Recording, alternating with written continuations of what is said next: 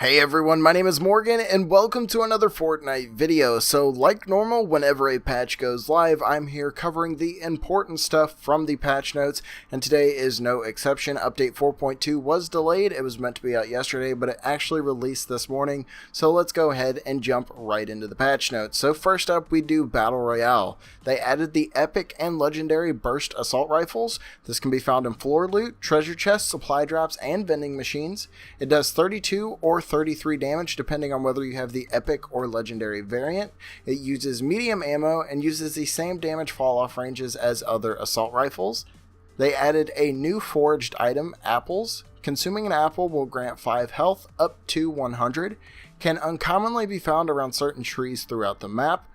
The impulse grenade drop rate has been increased by 5%. The suppressed submachine gun has had its damage increased by 3. The common is now 20, it was 17. Uncommon is now 21, it was 18, and then the rare is now 22 and it was 19. They increased the accuracy reset speed by 25%, and this will decrease the penalty during continuous fire. They increased the damage fall-off ranges. A fall-off begins at 28 meters. It was 24 meters beforehand. The damage reduced to 85% at 47.5. It was 80% at 35 meters. Damage reduced to 75% at 70 meters. It was 65% at 50 meters. And the damage reduced to 65% at 250 meters. They reduced trap damage. It was decreased from 125 to 75, and the reset time decreased from 6 seconds to 5 seconds. Remote explosives also saw some changes. They will now damage all structures within range, whether or not they are visible from the explosion center. The damage radius and throw distance have been increased. The delay between sequential explosions has been reduced from 0.25 seconds to 0.175 seconds. The delay before detonating a charge or throwing another one has been reduced from 0.75 seconds to 0.15 seconds, and they removed the delay between swapping to a grenade and the ability to aim it. For general gameplay, they added the auto pickup option for pickups on PC and consoles. This will automatically pick up weapons and consumables when walking over them, as long as your inventory slots are still empty, and they will be placed in the next available inventory slot, and this option can be enabled in the settings menu. They made some changes to 50/50 V2. The down but not out damage per tick was lowered from 10 to 5.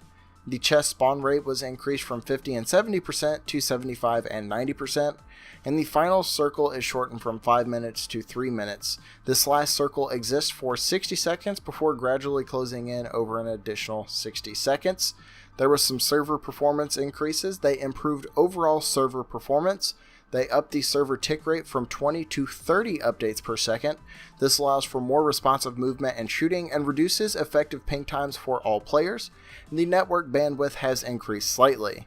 Other than that, there's really just some other bug fixes, audio stuff, UI, art and animation stuff, and some minor adjustments to the replay system. So we're just going to go ahead and jump on over to the Save the World. So they have mission and system changes up first. This is introducing the perk Recombobulator. To access the perk Recombobulator, visit the item upgrade screen and navigate to the upgrade and modify perks option.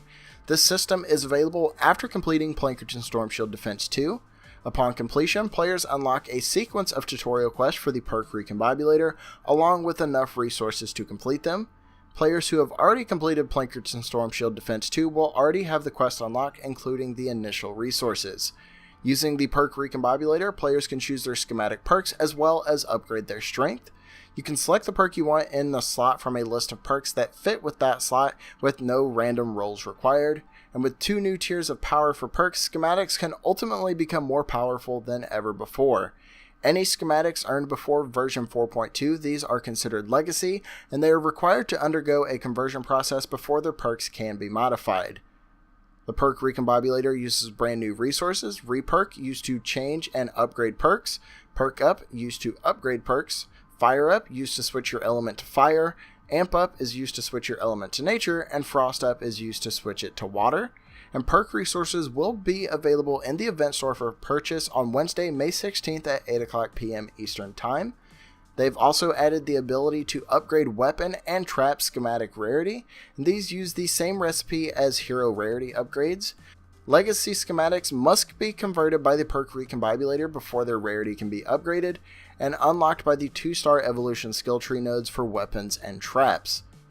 They've updated mission rewards and mini-boss mission alerts to sometimes award reperk and perk up as secondary loot rewards beginning in early Plankerton, and as a result, crafting materials such as ores, gizmos, and things of that nature will appear significantly less often in later zones, and XP and evolution materials such as drops of rain, lightning in a bottle, and things of that nature will appear slightly less often. Elemental storm alerts are now available.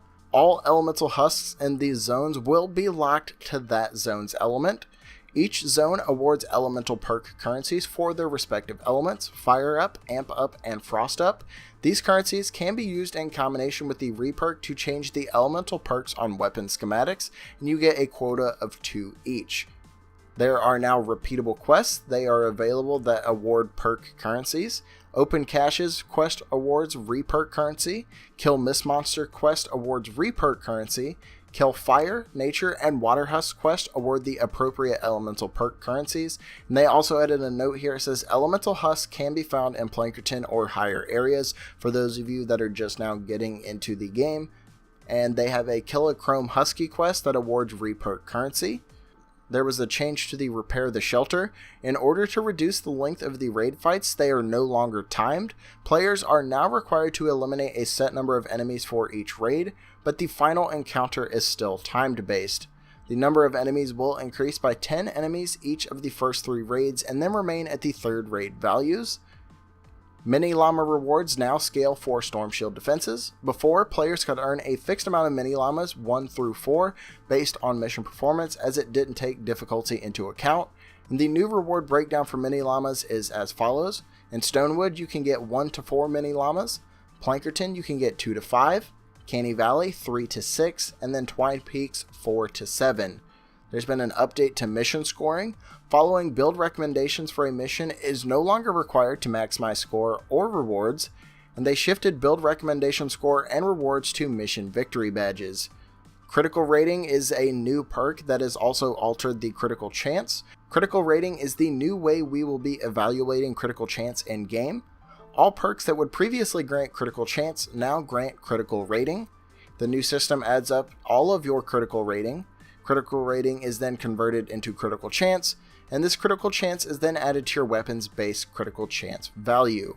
Critical rating changes only affect newly acquired schematics or schematics that are converted using the recombobulator. So if you guys have old weapons that have really good critical chance rolls and you don't want to lose that, do not convert them in the recombobulator. All heroes and defenders have been changed to use critical rating, and as a part of these changes, base critical chance on all ranged weapons has been increased by 5%. For heroes, there was some changes they made to some of the perks because of the new rating system.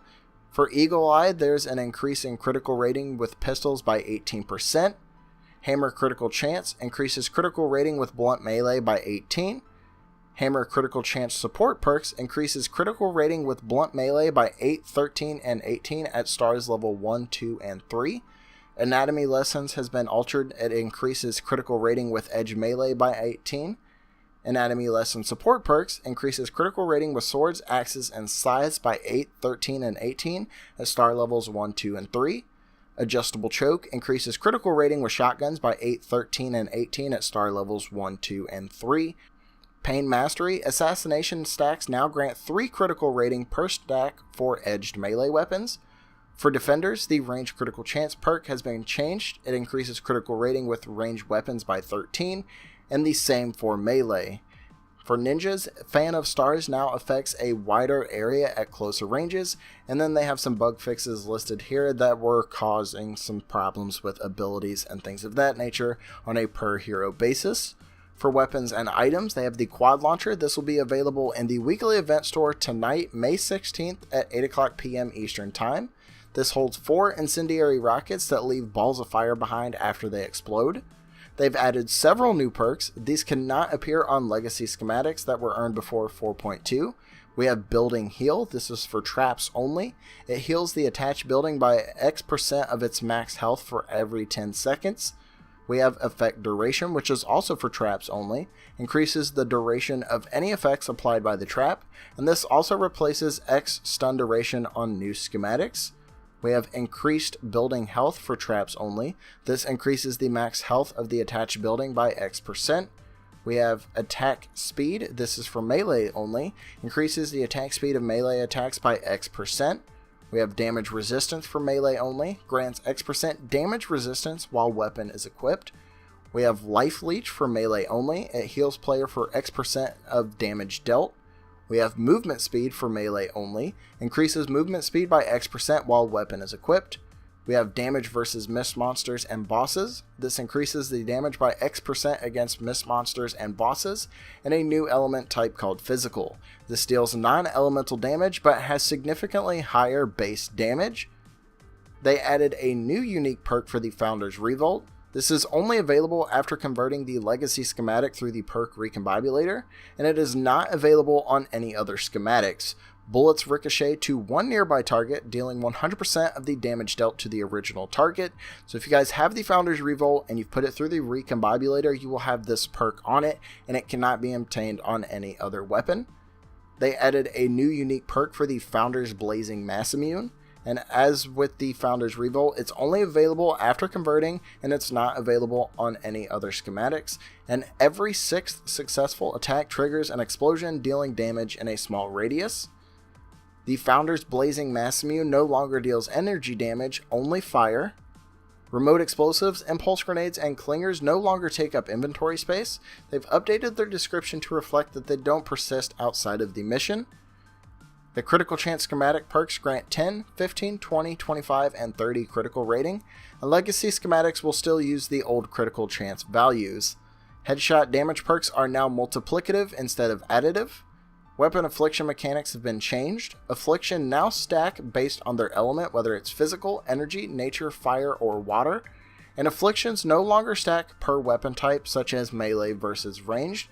For example, enemies may have a maximum of one weapon-based affliction active on them per element per player. An affliction now refreshes on application even if the duration of the original affliction has not yet run out. And then they have some more bug fixes regarding some perks on weapons, and then there's some gameplay changes we're going to talk about now. They say they've changed to instanced pickups. All instance pickups are only available for the player that can pick them up. This includes presents awarded from secondary missions. They removed the nameplate from instanced pickups, and more items dropped from enemy loot drops will be instanced. These include tiered crafting ingredients, rare crafting ingredients, and ores. And then utility traps such as jump pads, boost pads, and healing pads now arm immediately when placed, regardless of whether the structure they are placed on is fully built.